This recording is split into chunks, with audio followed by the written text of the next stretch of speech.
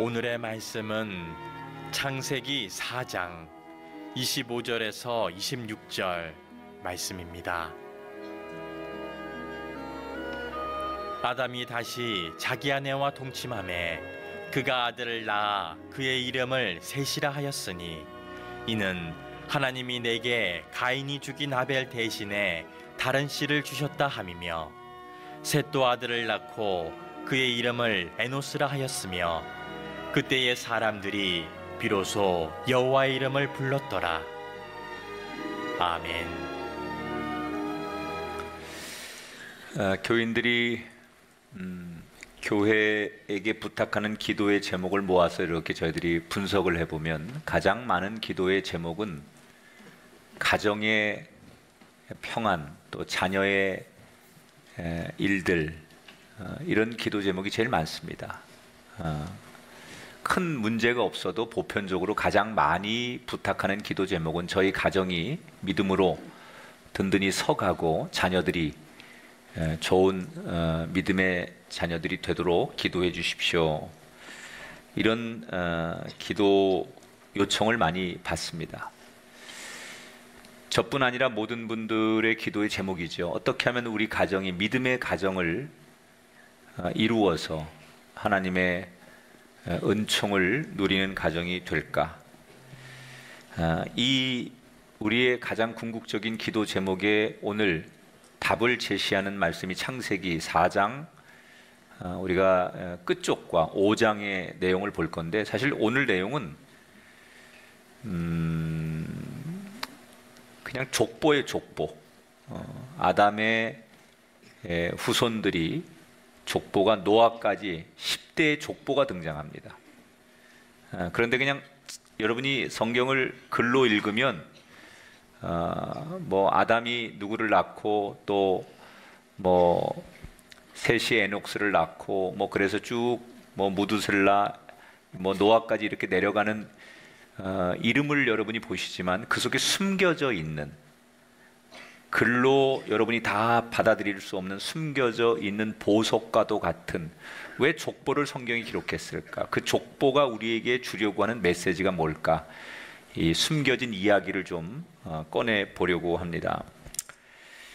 지난 시간에 가인이 아벨을 죽이고 결국 집을 떠나는 이야기를 여러분에게 해드렸습니다.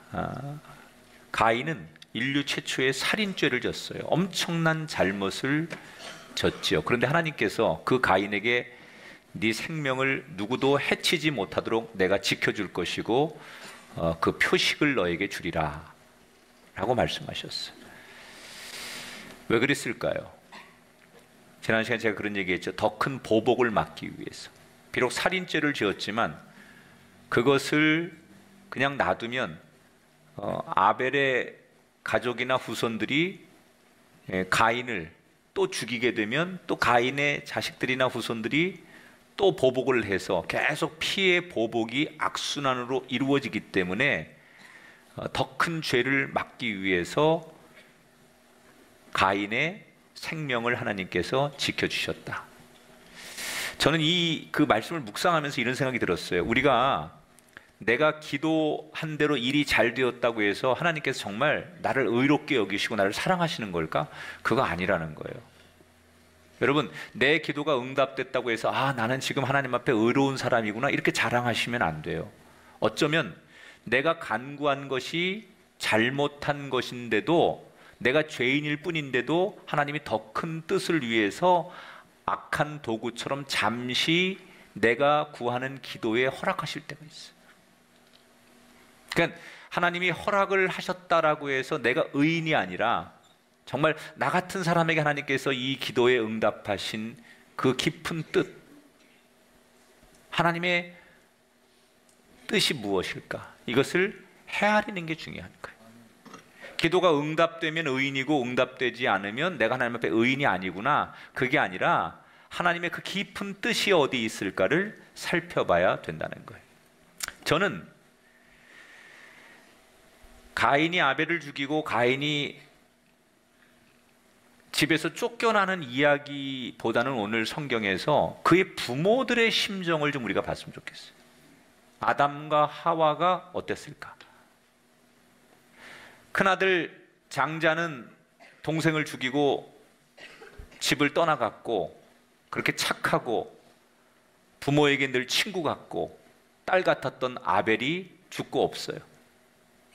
어찌됐든 두 아들의 빈자리를 바라보는 이 아담과 하와의 심정이 어떨까? 울다가 지쳐서 멍하니 살다 보니 어느 순간 하나님 앞에 하나님과 약속한 예배 시간이 된 거예요. 그런데 지금 일어설 힘도 없고 걸어갈 힘도 없는데 그 하나님과 약속한 예배 시간 때문에 정말 죽을 것 같은 자신의 몸과 마음을 이끌고 터덜터덜 어떻게 해서든지 하나님 앞에 예배의 자리에 나가는 거예요. 자, 그러면 예배의 자리에 그렇게 힘들게 그 모습을 하고 나갔는데 그 예배가 기쁨과 감격과 신령과 진정한 예배로 그들이 하나님 앞에 예배를 드렸을까? 전혀 그렇지 않았을 거예요. 여기 걸어 나오는 것조차도 죽을 것 같은 마음으로 나온 그들이 예배 자리에 나왔다고 해서 기쁨과 감격과 감사와 그리고 하나님 앞에 신령과 진정한 마음으로 예배에 몰입했겠느냐? 그렇지 않았을 거예요. 너무나 냉랭하고, 아니 솔직히 말하면 형식적이었을 것이고, 예배 자리에 나와 앉아있긴 했지만 무슨 정신으로 예배를 드리고 하나님 앞에 감사하고 찬송했겠어요? 전 그럴 수 없었을 거라고 봐요. 그러나 그들이 그 예배에 나온 건 어떻게 하나님 앞에 예배에 나와서 감사와 감격과 신령한 마음 없이 예배를 드릴 수 있느냐? 누가 그들을 비난할 수 있겠어요? 그들이 그 자리에 나온 건 자기들이 할 수 있는 최선을 다한 거예요. 다만 마음이 하나님 앞에 온전하게 기쁨으로 감격으로 드려지지 않을 뿐이지 그들이 예배에 나온 그 자체는 그들이 할 수 있는 최선을 다하는 거예요.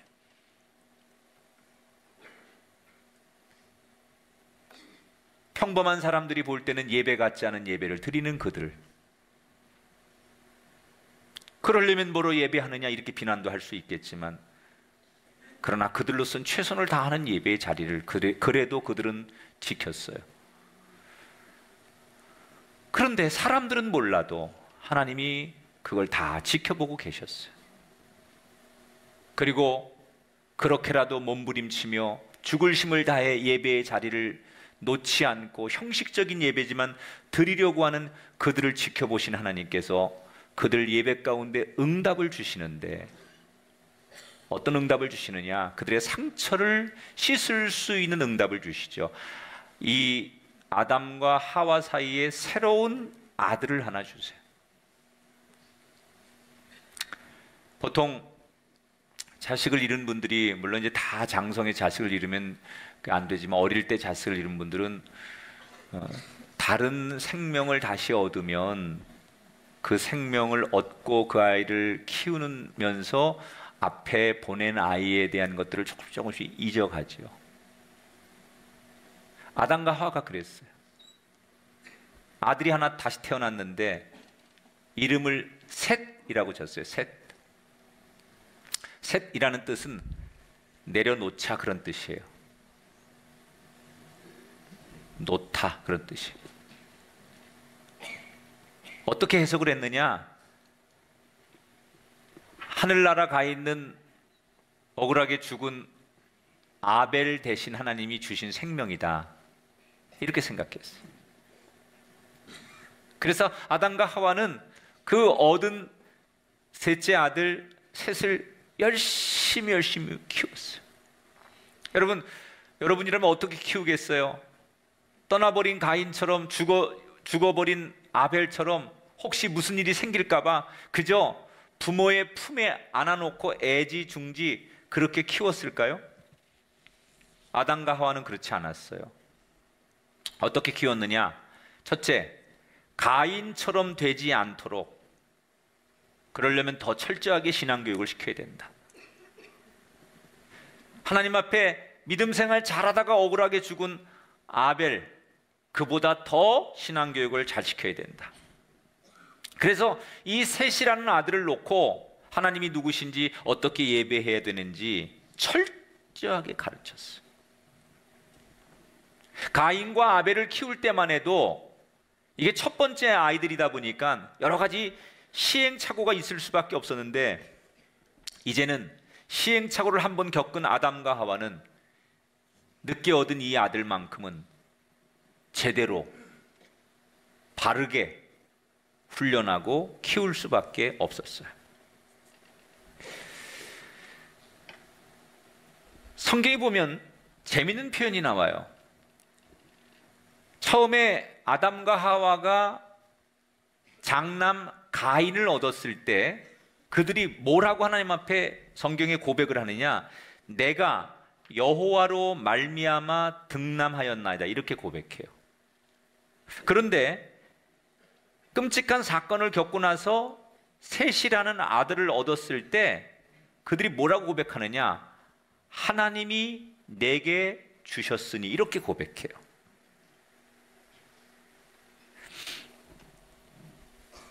주어가 바뀌었어요. 첫째 아들 가인을 얻었을 때만 해도 내가 이 아이를 얻었다라고 주어가 자기였는데, 끔찍한 일을 겪고 나서 신앙적으로 단련된 뒤에 그들이 고백하는 고백은 주어가 하나님으로 바뀌었어요. 여러분에게 묻겠습니다. 지금 여러분의 인생의 주어는 누구입니까? 가인을 얻은 것처럼 내가 인생의 주어이고 우리가 인생의 주어입니까? 아니면 이것은 하나님이 이끄시는 것이라고 하나님을 인생의 주어로 놓고 계십니까?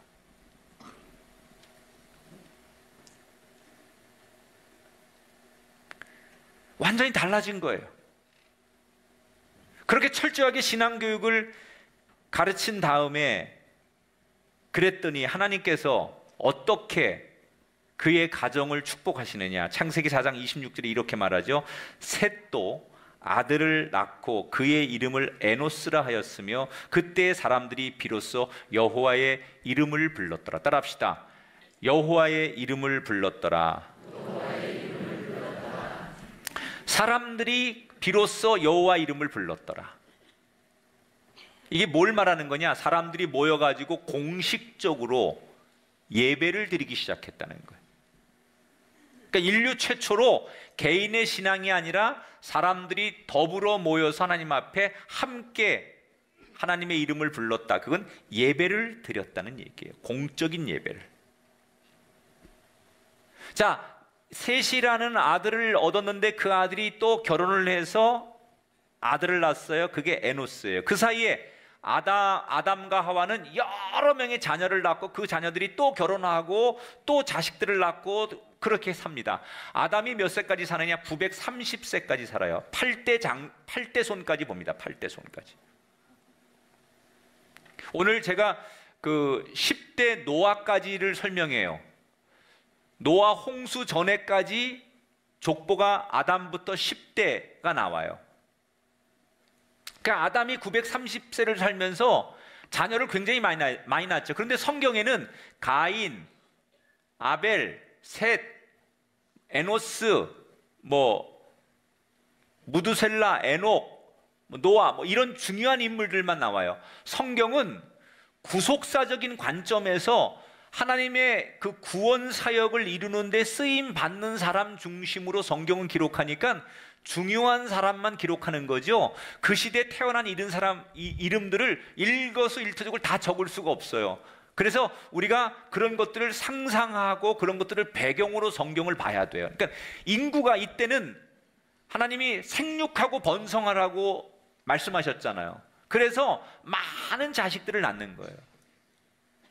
셋이 에녹스를 낳고 그 사이에 셋의 누나도 있었을 거고 여동생도 있었을 거고 다른 형제들이 또 태어나서 그들이 또 결혼해서 자식을 낳고 또 그 자손들이 또 자식을 낳고 그래서 급속도로 인구가 증가하는 때. 근데 언제부터 그 인구들이 모여가지고 하나님 앞에 예배를 드리기 시작했느냐? 셋이 자기 자식 에노스를 낳아가지고 그때부터 가까운 집안들끼리 모여가지고 공식적으로 여호와 야훼의 이름을 부르며 예배했다는 거예요.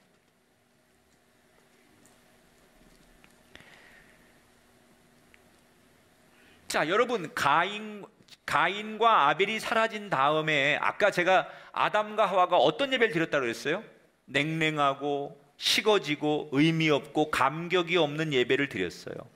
그런데 언제부터 그들의 예배가 활기를 띠고 함께 모여서 찬송하고 함께 모여서 말씀을 듣고 함께 모여서 기도하는 예배다운 예배가 됐습니까? 그게 셋의 후손들이 모이면서부터라는 거예요. 원래 아담과 하와는 장남도 떠나고 둘째 아들도 허망하게 죽고 나서 희망이 없었어요. 미래가 없었어요. 그런데 그렇게 미래와 희망이 없는 그 가정을 어떻게 일으켰느냐, 어떻게 믿음의 가정이 되게 했느냐, 그 핵심 포인트가 예배였다는 거예요.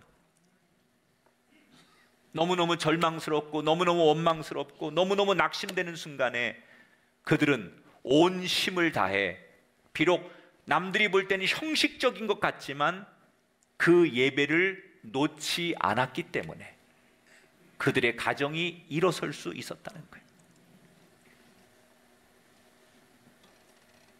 여러분, 우리가 어떻게 우리 평생 날마다 감격스럽고 날마다 행복하고 날마다 우리가 정말 최고의 영적인 컨디션으로 예배를 드릴 수 있겠습니까? 그게 사실 예배를 드리는 준비된 예배로서 가장 좋은 거지만, 때때로 하나님은 우리의 형편과 삶이 최고로 예배 드릴 수 없는 형편일 때 우리가 그런 예배를 드리느냐 안 드리냐, 그게 중요하지 않아요. 내 남은 마지막 힘을 다해서 냉랭하고 차갑고 형식적인 예배일지라도 예배의 자리에 나와 앉아 있는 그 모습을 하나님은 기뻐하시는 거예요.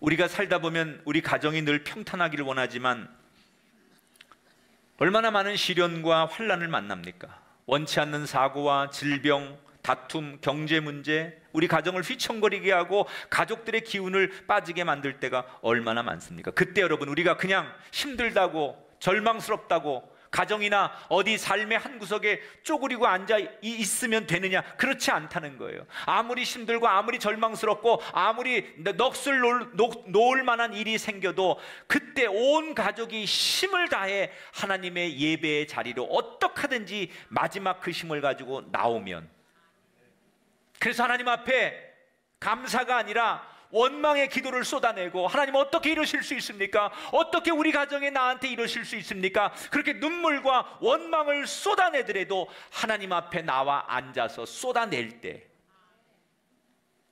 하나님은 우리를 일으키시고 우리를 도와주신다는 거예요.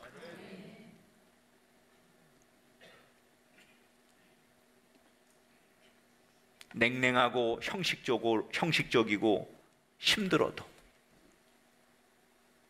그래도 방향이 세상길이 아닌 하나님과 약속한 예배의 자리에 나가서 멍하니 앉아 있더라도 그 자리를 지킬 때 하나님이 지켜보시고 그 가정, 그 인생을 다시 일으켜 주실 줄 믿습니다. 이렇게 절망적인 아담과 하와의 가정의 셋을 통해서 적극적으로 그 가정이 회복되는 거예요. 그리고 성경에는 아담의 계보가 쭉 이어지는 거예요. 지금 성경은 아담의 계보를 쭉 설명을 하지만 한쪽에서는 지난 시간에 설교해 드린 대로 가인이 부모 곁을 떠나가지고 두려우니까, 누가 나를 죽일지도 모르니까 하나님께서 지켜주신다고는 했지만 자기가 자기를 지키기 위해서 뭘 했다고요? 성을 쌓았다고 했죠, 자기가. 그리고 그 성 안에 하나님이 지키는 성이 아니라 내가 나를 지키기 위해서 그는 뭘 해요? 문명을 발전시키는 거예요. 농업 기술을 발전시키고 무기를 만들고 군인을 양성하고 빌딩을 짓고 그게 성을 쌓는 거예요. 요즘 말로 하면 도시를 만드는 거예요. 그러면서 그 도시를 만들면서 지금 성경은 다 소개하지 않지만 가인의 자손들은 급속도로 퍼져나가는 거예요. 가인의 자식들도 또 자식을 낳고 자식을 낳으면서 그 자식들끼리는 문명을 만들고 도시를 만들고 첨단의 세계를 만드는 거예요. 그런데 비해서 지금 아담과 셋의 후손들은 그렇게 가인의 후손들처럼 잘 살고 문명과 도시와 문화를 만들지는 못해요. 그저 평범하게 살아가는 거예요. 그런데 성경은 그 당시에 성공하고 잘 살고 모든 것을, 세상 것을 다 쥐고 있고 문명적으로 앞서가 있는 가인의 후손들을 조명하지 않고 평범한 아담의 후손들을, 아벨의 후손들을 성경은 조명하고 있어요. 왜 하나님은 똑똑하고 힘있고 문명을 만들고 세상에서 잘 나가는 가인의 후손들을 조명하지 않고 평범하고 그저 아무 업적도 없는 아벨의 자손들을 성경의 중요한 줄기로 조명하고 있을까? 아담부터 노아에 이르기까지 이 10대 자손들이 다른 업적은 없어요. 성경에 보면 어떤 업적도 없어요. 무슨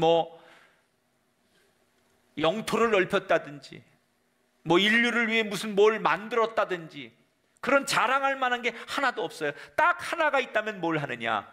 아담부터 노아 이르기까지 그들이 제일 잘한 건 늘 하나님을 찬양하고 하나님과 동행하고 하나님을 예배했다는 거예요.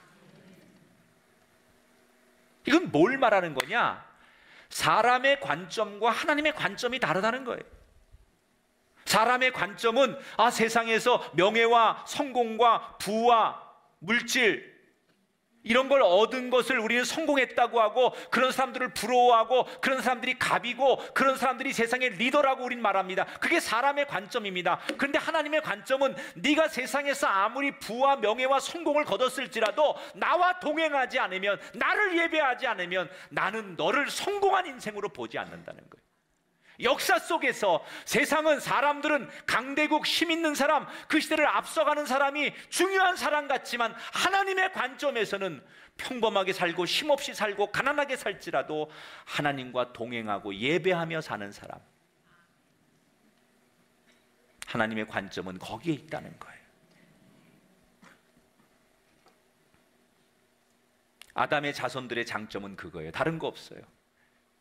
이미 가인의 자손들은 당시에 철기 문화를 만듭니다. 철기 문화. 그래서 군사가 양성되고 정말 최첨단의 도시를 만드는 거예요, 이미.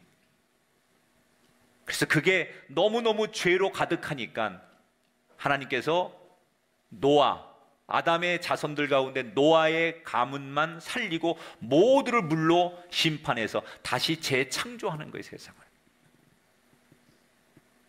자, 이렇게 아담의 자손들이 쭉 이어오는 거예요.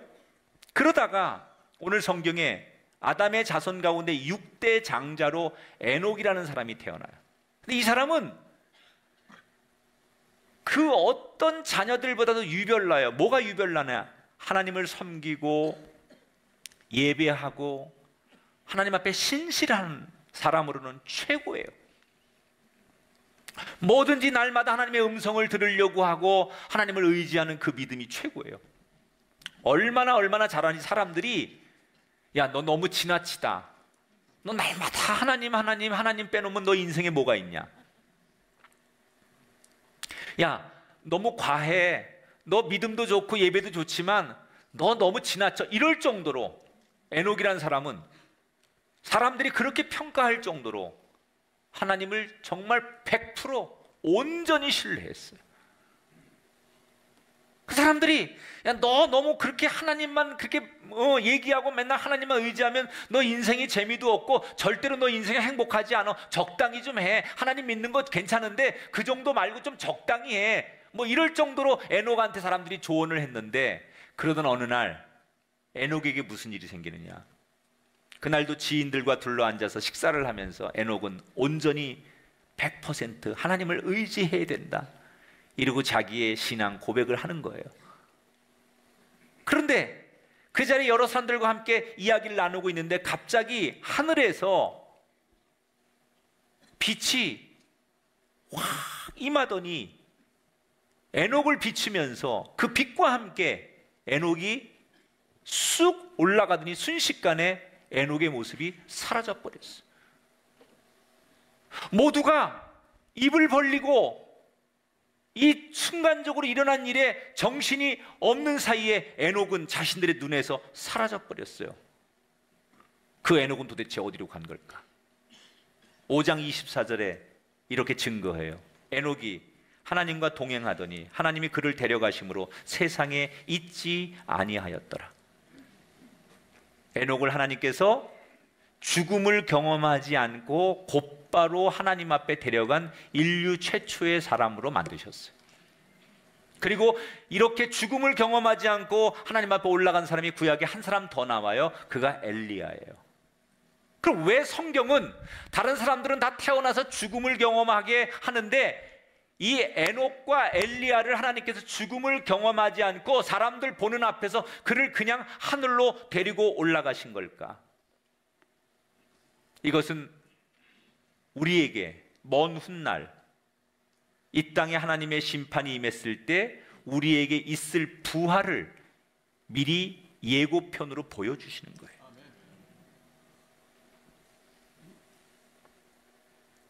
여러분, 이 에녹이라는 사람이 조금 전에 얘기했듯이 다른 업적은 하나도 없어요. 에녹을 이야기할 때 그에게 따라다니는 수식어가 하나 있어요. 그게 뭐냐? 하나님과 동행했던 사람. 에녹은 다른 별명, 다른 수식어가 없어요. 딱 한 가지가 있다면 하나님과 동행했던 사람. 이렇게 에녹이 사라진 뒤 아담의 가정은 더욱 하나님을 잘 섬겨요. 그래서 아들 무두셀라, 손자 라멕, 그들도 역시 에녹처럼 너무너무 하나님을 예배하며 기도하는 신실한 가정의 주인이 돼요. 그리고 그 신앙은 증손자 노아에 이르기까지 이어지게 돼요. 그래서 아담부터 10대 손 노아까지 그 가정은 믿음의 가정이 돼요. 비록 아담이 인류 최초로 하나님을 거역한 죄인이 되어서 에덴 동산에서 쫓겨났지만 그가 쫓겨난 뒤에는 어떻게 하든지 다시는 같은 죄를 범치 않기 위해서 하나님 앞에 자기 자손들만큼은 버림받지 않게 하기 위해서 믿음의 가정을 이루려고 몸부림쳤고 그 결과 노아에 이르기까지 아담의 가정은 신실한 믿음의 가정을 이루어요. 그런데 그게 그렇게 쉬웠을까? 쉽지 않았어요. 왜? 조금 전에 말씀드린 대로 이미 당시에 가인의 문명, 가인의 문화가 세상을 지배하고 있었어요. 그게 대세였어요. 잘 살고 이미 가인의 그 족보에 보면 가인의 자손들 가운데는 일부 다처제를 하기 시작하고 동성연애를 하기 시작하고 이미 이때부터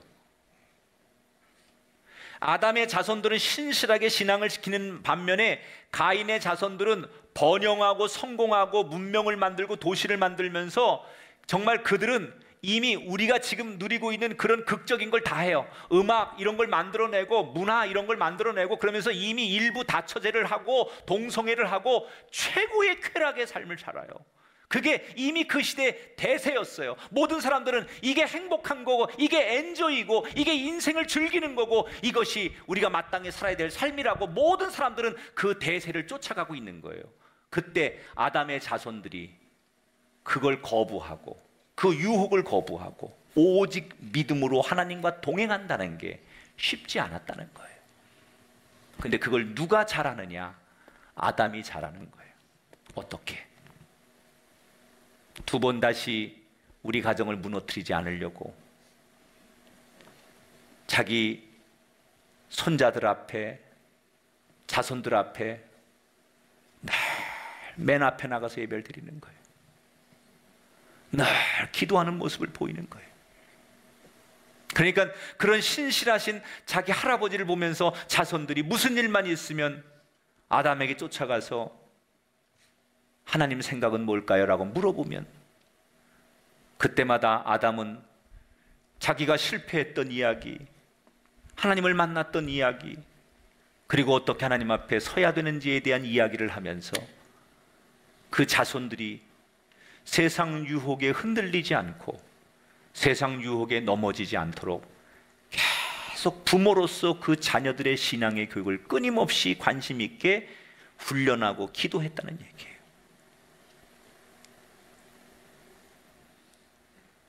내 가정이, 여러분의 가정이 믿음의 가정이 되기를 그렇게 많은 분들이 기도하고 그 기도 제목을 내놓고 계신데 그 지름길이 뭔지 아십니까?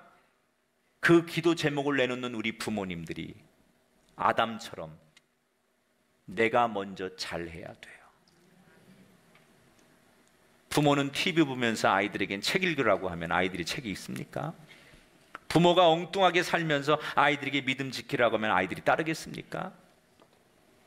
내가 먼저 예배하고 내가 먼저 하나님과 동행하는 모습을 보여줄 때 내 자녀들이 그렇게 따라오는 거예요. 믿음의 가문을 이루는 건 다른 거 없어요. 내가 본이 돼야 돼요. 내가 잘해야 돼요. 여러분, 무슨 일이 있어도 여러분 죽는 날까지 자식들 앞에서 여러분 가정에서 예배 먼저 드리세요. 기쁜 일이든 슬픈 일이든 먼저 기도하고 시간 정해놓고 말씀을 보시고 무엇보다 하나님 마음을 먼저 사랑하고 잘하려고 하면 여러분 자식들이 그냥 물드는 거예요. 배우는 거예요. 우리나라 평균 수명이 아직도 70이에요. 이 인간의 문명과 과학과 인간의 모든 것들이 동원돼도 우리 마음대로 생명을 100년을 넘기지 못하게 만들어요. 하나님이 주신 창조의 질서를 따를 때 거기에 진정한 번영과 진정한 장수와 건강의 복이 있을 줄 믿습니다. 말씀을 정리합니다.